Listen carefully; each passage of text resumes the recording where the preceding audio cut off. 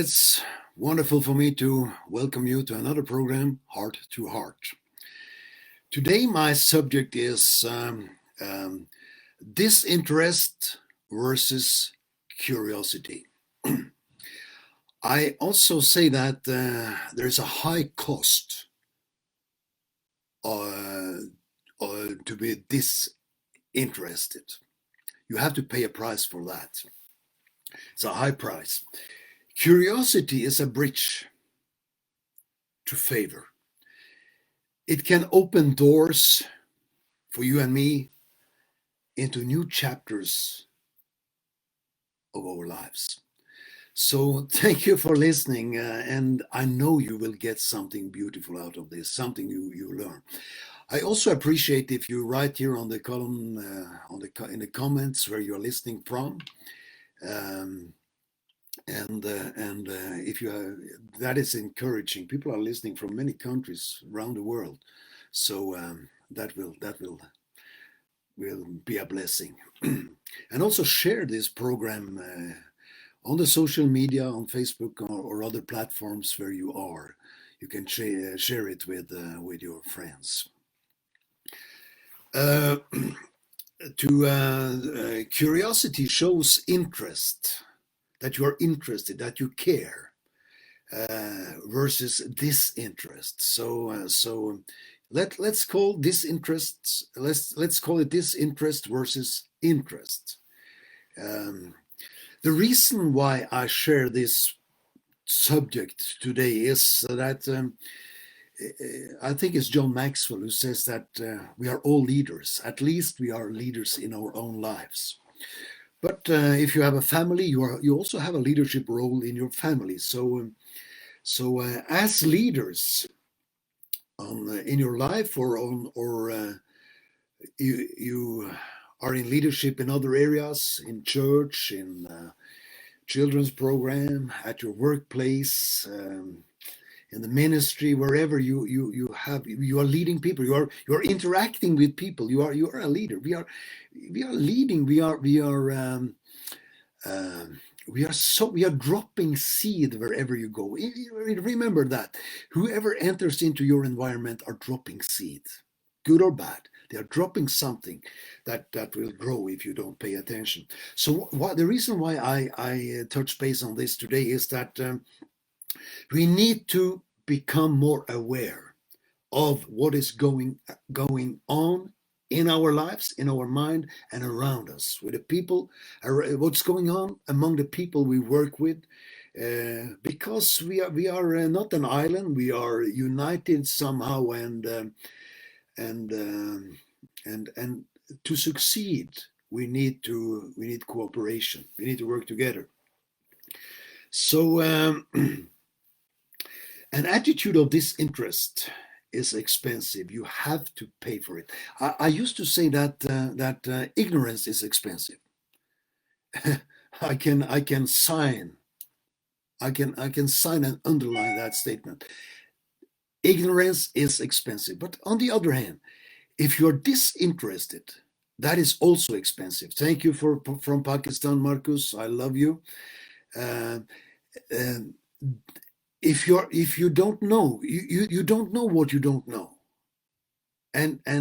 but if you become aware of something you don't know and you have no interest in learning something important for you and your future, then that is stupidity, and that is a very high price to pay for becoming disinterested. So disinterested people are dangerous. They are dangerous to your church. It is dangerous to your marriage. It is dangerous to your family. It is dangerous at your workplace. Wherever you go, when you smell the odor of disinterest, be aware. And that is my motive behind this subject today. I want you and me to become more aware of and to pick it on an earlier stage, to pick it up and sense it at an earlier stage. It can be around friends and relatives. If you see disinterest, let that be a warning sign. Not only a yellow light, but a red light, a warning for you, because it is painful. It's very painful to be in the presence of disinterested, disinterested people. Why? Because it affects your mind. If you do something God has called you to do, and the people you are even hiring, you're paying their salaries, or it's a little bit more complicated on a volunteer basis. But we should be quicker to get rid of snakes in our gardens. Excuse me for saying that, because because when you sense people are not interested, they are not curious, they don't ask questions, they are only there for the salary. That affects your mind. It affects your mind. It's heavy on your mind. It bothers your mind. It stops your thinking. And you know what bothers your mind, what affects your mind, affects your feelings. And what affects your feelings, what damages your feelings, destroys your imagination. When you are surrounded by disinterest, that affects your feeling, because you start to you start to ask questions about yourself. What am I doing? Is it worth nothing? It affects your feeling. And then again, it damages your ability to imagine, to dream, to see the future and see where to go. It really drains your courage. So we are not talking about minor things here today. We are talking about serious poison that can enter through our front door if we don't pay close attention. So let the wrong relationships die. When you smell the odor of disinterest, let those relationships die. I don't say that you should create a big war or start a big fuss, but stop feeding relationships where you smell disrespect, where you smell the lack of interest. The main difference in people, is, I think it's this one. It is whose voice they trust and believe in. This is who we listen to depends on where we are going, and I'm going to talk to you about that. But I have wondered, Adam and Eve, they were in the garden every afternoon when the sun was setting. The Bible says that in Genesis chapter 1 or 2, 3, the first chapters of the Bible, it says that when the sun set, God came and talked to Adam and Eve. I don't know how many times that happened. To me, it seems like that was a daily occasion. It was a daily communication they had with God. So it was not like they talked to God once and that's all. But then the serpent came into the garden, and they talk only once. They listened to the devil once, and that twisted their minds because they decided to listen to another voice.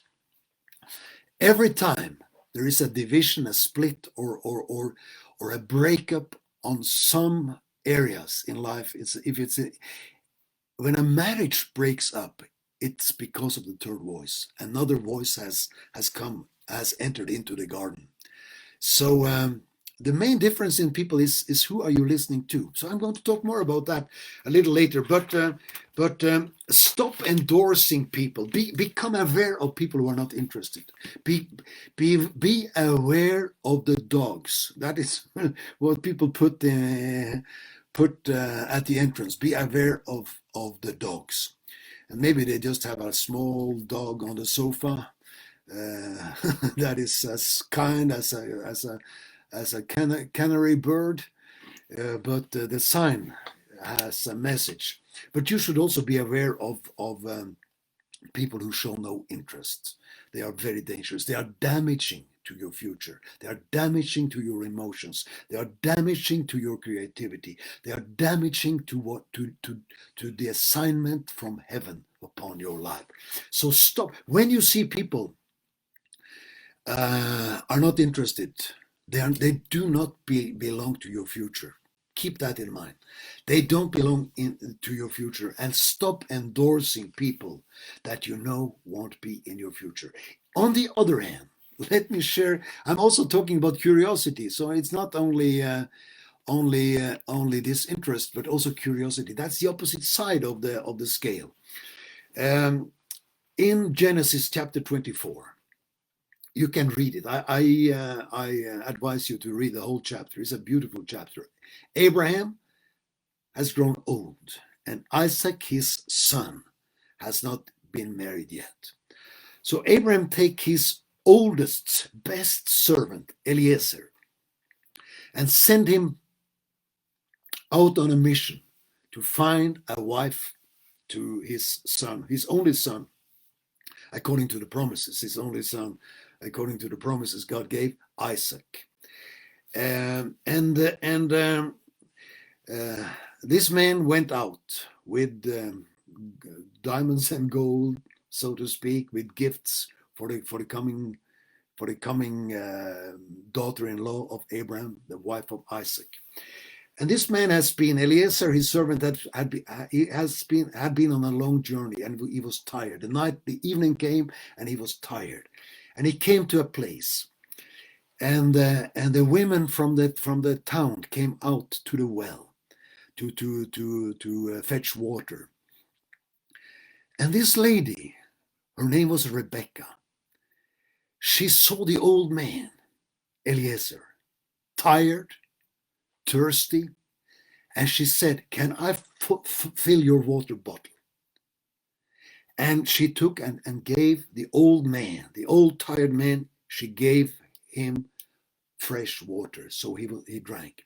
And then she said, "Can I also give water to your camels?"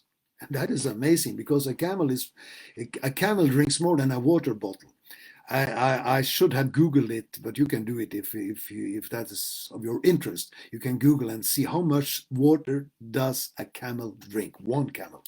And Eliezer had 10 camels.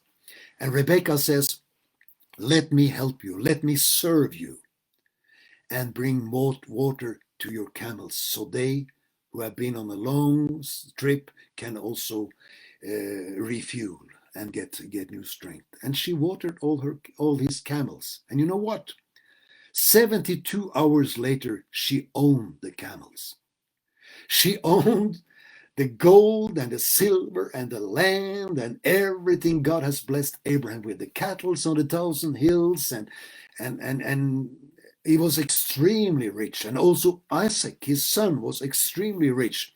And Rachel, this young lady, she was a co-owner of the entire wealth of Abraham. Why?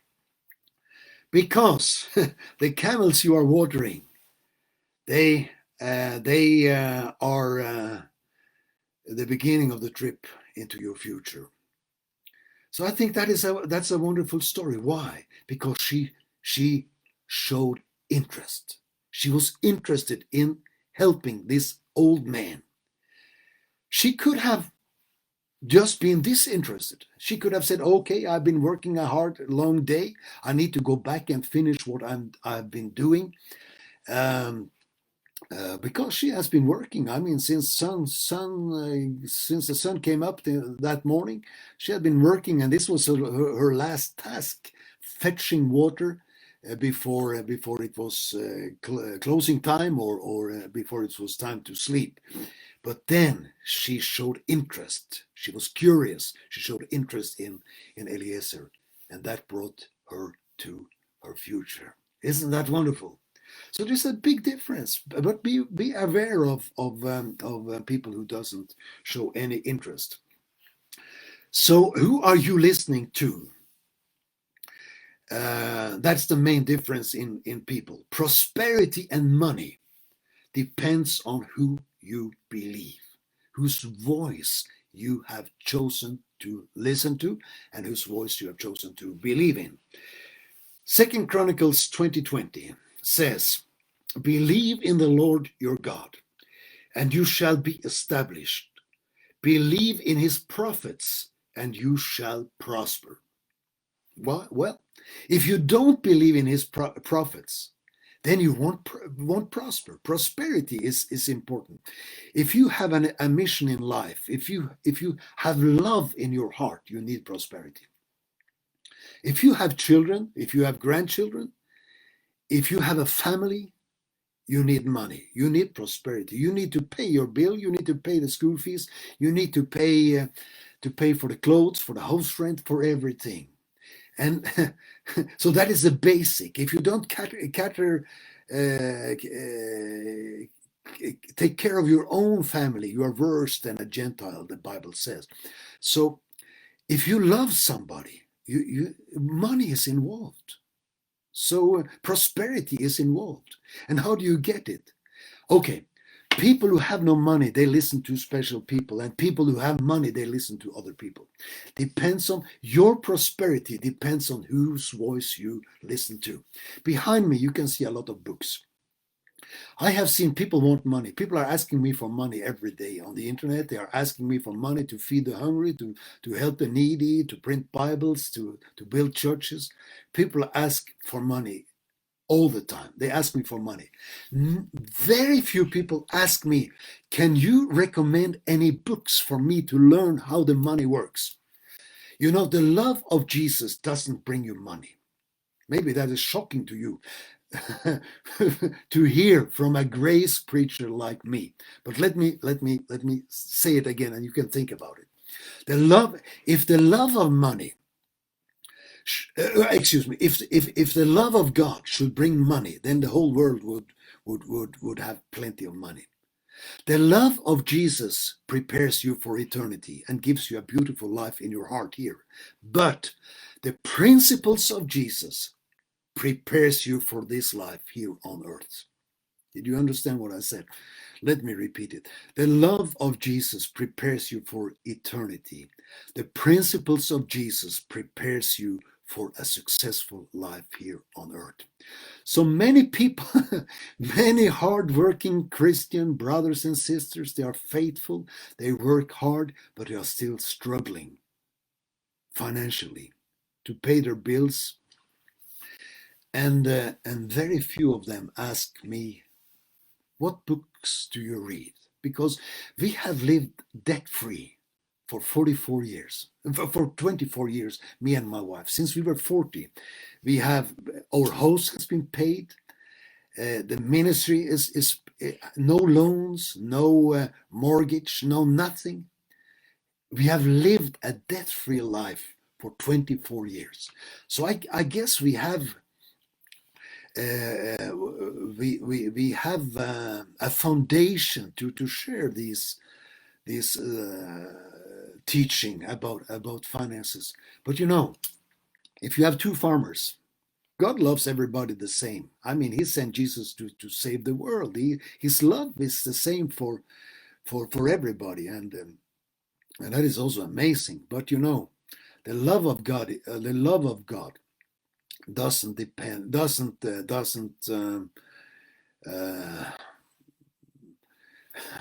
what can I say? It doesn't make a big difference from the harvest of a farmer. Let me rephrase it. If you have two farmers, they are loved by God equally. But if one farmer violates the principles of God of sowing and reaping, then he is loved by God 100%, but he has not followed his instructions. If you don't sow, you don't harvest. If you are happy with your sowing, don't complain about the harvest.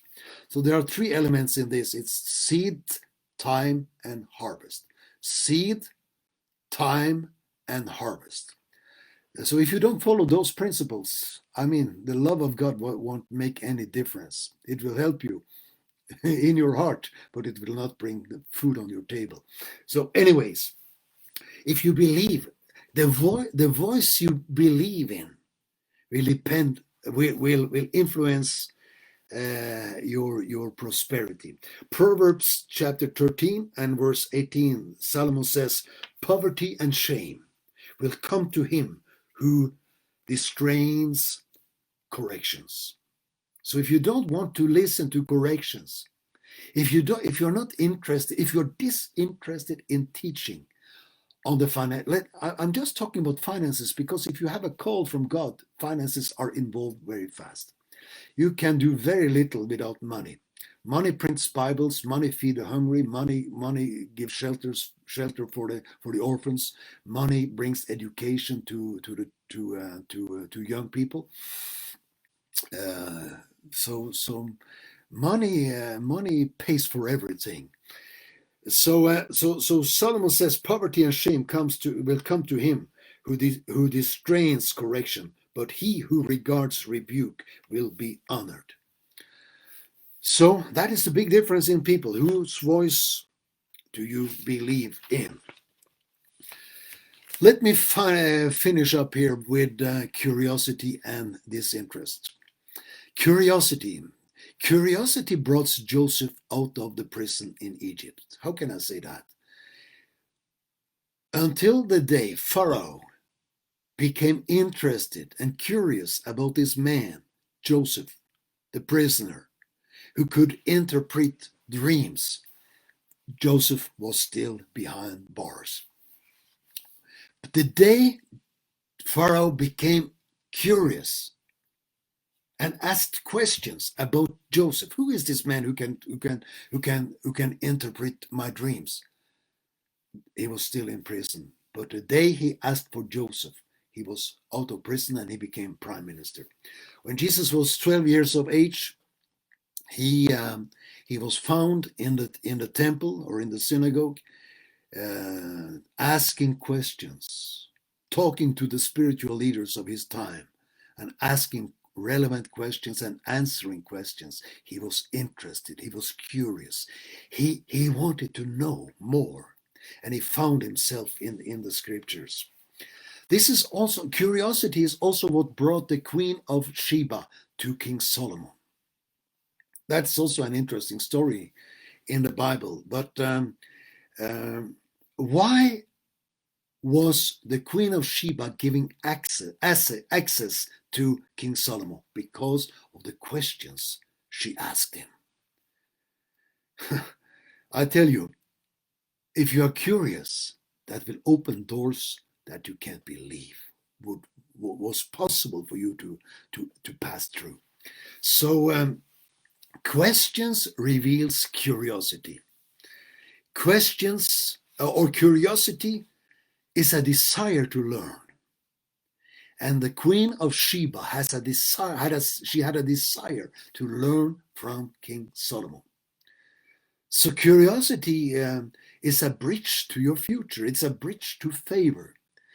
It opens, it's a bridge to a new day, a new chapter in your life. But this interest is a deadly disease. It's a poisonous quality in your environment. Arrogance don't ask questions. Have you noticed that? Proud people never ask questions. This is puzzling my brain. It's rattling my brain, honestly. How people can be given an opportunity to talk with people in high places, but they are too proud, they are too arrogant, or they are too stupid to ask relevant questions. A question can bring you anywhere. So humble people, they ask questions. So what should you be curious about? The first thing you should be curious about is God who made you. I mean, if that doesn't interest you, then it interests me, I can tell you that. Imagine God, our creator. I want to know more about my daddy. Daddy God, oh, I want to know all there is to know about him. Another thing you should be interested in is your assignment. What has God called you to do? What is your giftings? What to become aware of that? Why are you here? What has God assigned you to do? Drifters don't ask these questions. They are just drifting through life uh, by instincts. Let me say, when you brush your teeth, um, that is you do it automatically. You don't think about the front teeth and the behind, down, up. When we men shave, I mean, our mind is not in the shaving. We are just doing that automatically. We have so many routines, and routines are important. But assignment, you have to search for it. You have to ask the relevant questions to discover important things in life. So drifters, they are just on the automatic drive, so to speak. They don't reflect. Another thing you should be curious about is where do you differ from others? What makes you different? I mean, that is the key to your success. What makes you stand out from others uh, is directly reflecting on your salary. A brain surgeon makes more money than the doctor who has his practice in the village. Um, and then I don't say that the doctor in your village is of less importance than the heart surgeon. No, not at all. But I mean, maybe the doctor in your village can answer questions the brain surgeon cannot answer. But where you differ from others, that's a key to your future, and that's also a key to your prosperity. Rachel was different from the other ladies. Why didn't they all rush to this old man, Eliezer, and water his camels? Because she saw, she was interested, she was curious. She wanted to help, she wanted to give. Uh, what do you love? What do you love to do? It's important. Take care of yourself. I mean, I'm not. I'm not ashamed to say that. You can't pour water from an empty cup. You can't help a drowning man if you are at the bottom of the lake yourself. You in the airplanes, we are told if the oxygen level drops, the masks will drop, and you put on your own mask before you help the others. If you die of lack of oxygen, you can't help the kids next to you. You have to get oxygen to your own lungs before you can help the others. So what do you love? Treat yourself well. Talk good about yourself. If nobody else does, at least you are the main voice in your own life. So what do you love? What do you like? Do the things that you like and you love to do. What do you want to learn about? 99% of every information in this world that is available to us are not important to the average person. So what do you want to learn more about? What would you like to do for free? I mean, um, what I have done the last 45 years, I would I would honestly tell you I would preach the gospel for free. I would, because this is not a job. This is a life. This is I am a message, and I love to do it, and I preach the gospel for free. So many places. Curiosity made Thomas Alva Edison the number one inventor on earth. Why? Because he was curious. He was interested. He was interested in how to make the lamp shine for over a longer period of time, and 1,500 other inventions. Curiosity gets you close to great people. I mean, there's almost no door that will not open up for you if you're curious, if you show interest, genuine interest. I can hardly think of people who will not reply if you ask a good question related to their area of expertise. They will definitely, you will get their attention, and they will answer. Curiosity is also, like I said, a bridge to favor. If you are disinterested, the doors will close in your face. In your face. If you show disinterest, you lose favor faster than a cat can sneeze, and she sneezes fast. Disinterest or curiosity reveals also that you care. People who are not, to me, when people don't ask questions, I think they don't care. Automatically that crosses my mind. They don't care, they have no interest. So curiosity shows that you are interested and that you care. Have you noticed people, when you call them, they talk about themselves. They don't ask, how are your family doing? This is what I like with people from other countries. If you call and talk to people in Africa, in Asia, and I've seen it a lot in Africa. The first thing they ask about, how's your family doing? And I like to bring greetings from my family, because when they come and visit me, they have greetings from their churches, and they have greetings from their family. That is a beautiful tradition. That is a beautiful culture.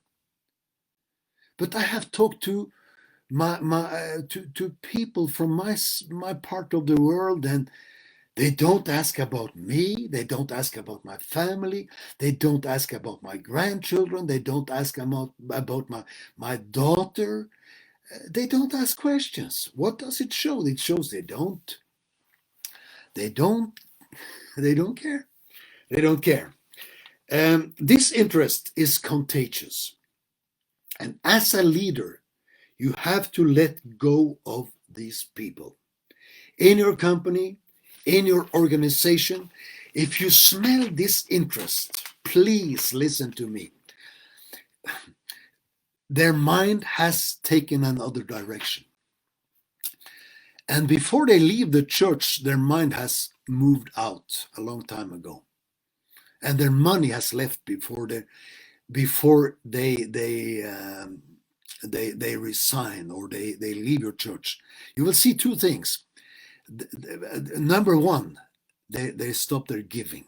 The finances stop before they withdraw from the church, and they lose interest.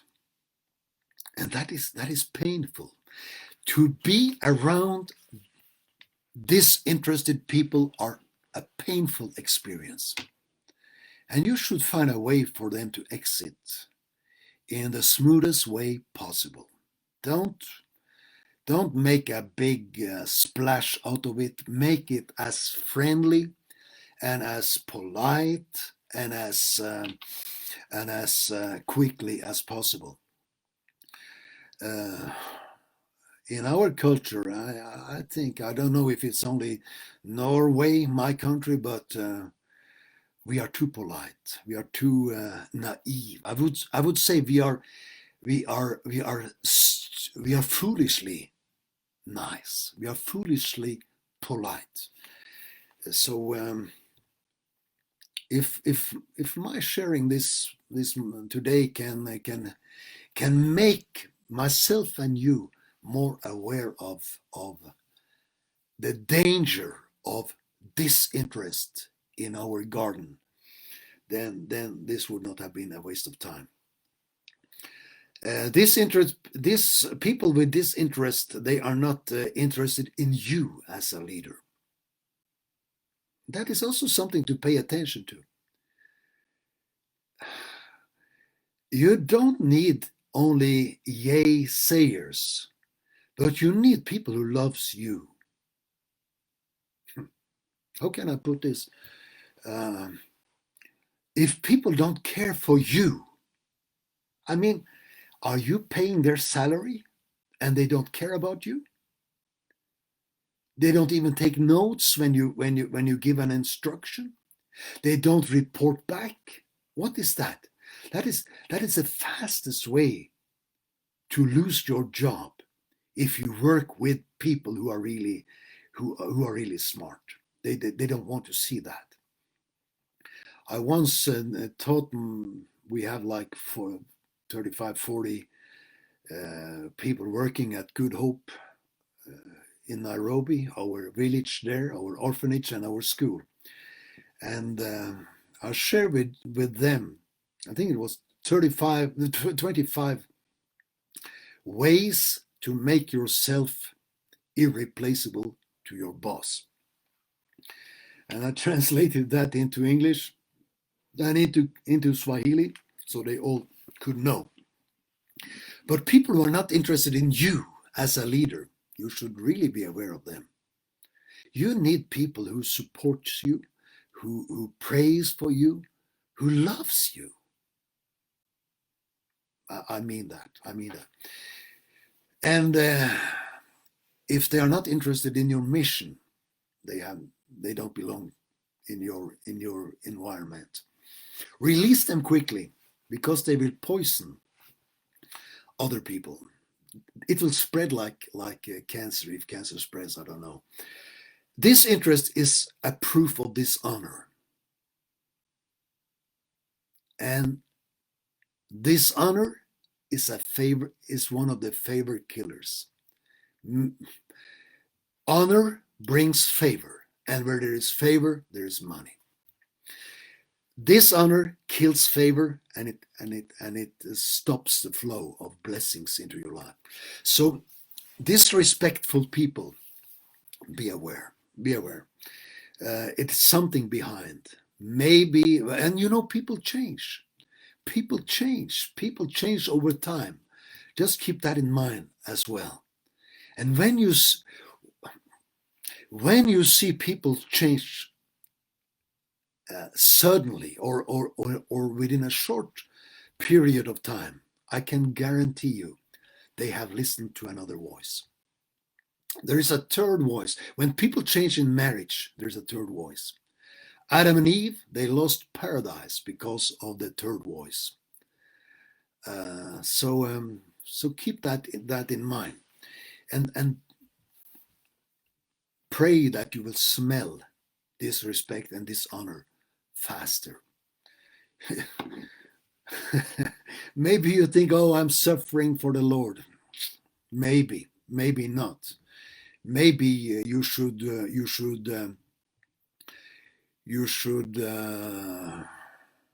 check your garden. Weed may be growing among your roses. So uproot, take care of your garden, and be very much aware of disrespect. Disinterest is a proof of disrespect. Like I said, disinterest will get you fired from a good job. Marriages closes down because of disinterest. When one part loses interest and is not curious about the other, wow, that is more than a fire alarm. That is war. That's war on your home ground. So be aware. Be aware of people who never ask questions. like I have said, if I should do something differently in my life, I would have asked more questions. Oh, I would have really studied the subject of questions because it interests me. Questions gets my attention, even when they are not addressed to me personally. When the quality of your questions depends, it creates the quality of your future, or your future is depending on the qualities of your questions. So be aware of people who never ask questions. Um, no questions shows no interest. If somebody are really interested, there will be questions. Think about it. Questions. Get a Q-tips and fix your hearing and your awareness and become very much alert when it comes to this area of questions. I would also say that disinterest is almost incurable. Pride is something that pride and ungratefulness. I think that is what entered into Lucifer's mind. And once people get that poison into their blood system, it is very hard to see them cured and healed. People want money, but they never ask money questions. To wind up here, identify quickly if someone is not interested in your goals, in your dreams, and if people are not interested in the Great Commission, in preaching the gospel, in sharing the love of Jesus to this world. Be aware of that. So thank you for listening. My subject, disinterest versus curiosity. Thank you for listening. I will come back in a few days with another program. God bless you. Take care of yourself. Take care of your family. Take care of your ministry, and grow. As you grow, your garden will grow. Your environment, your surroundings will grow. And make sure that you tend your garden and uproot the weeds you don't want to see growing. Sometimes I would say, I shared in one program here, what is occupying the place for the thing you want to come. I use that for an example. If in your living room you have a table there, nothing can take the place of that table as long as the table is sitting there. So subtraction is a seed for multiplication. And this goes also for my subject today. You need to subtract something. In many cases, subtraction. You need to get rid of something. You need to subtract something. You need a minus for the multiplication to take place. So subtraction is a key to, or is a seed to multiplication. God bless you real good. Remember, Jesus loves you. I love you. Thank you for your time.